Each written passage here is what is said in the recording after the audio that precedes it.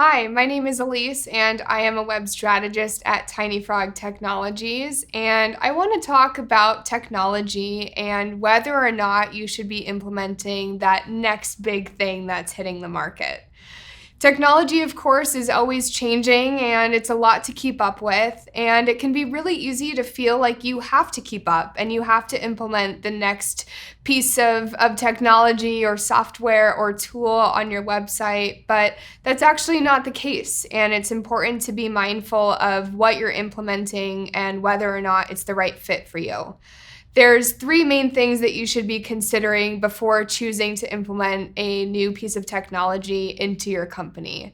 The first is how it works with the technology that you already have. So maybe there's a new software that's a better fit for your team than what you're currently using, and it makes sense to swap it out. But maybe the new piece of technology actually contradicts something that you have in place, and you're not willing to make that swap. That's no problem. If it doesn't work with your tech stack now, you don't have to implement it. The next thing to consider is how valuable it will be for your team. So, is there a high learning curve? Are you going to have to spend hours and hours training someone or multiple people on your team in order to actually implement this and use it effectively? If that's the case, it may or may not be worth the time and the efforts to do it. And it's something that your team should really be thinking about before you decide to add it to your website or to your marketing collateral.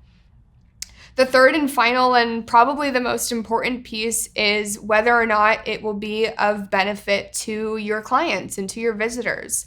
Sometimes your visitors might not be the most tech savvy or want to take the time to learn how to use technology. And the last thing you want to do is force them into doing that and adding something that's going to be confusing or overwhelming for them to use. So before you implement something, make sure that it works for your team and it works for your audience. I do want to spend just a minute talking about the biggest and the newest technology that's popping up everywhere, which of course is AI. AI can be really helpful for your website. You can use it to write drafts or scripts for your blogs or for your videos or podcasts, which can definitely save your team time and spark some new ideas and make it easier for you to produce content.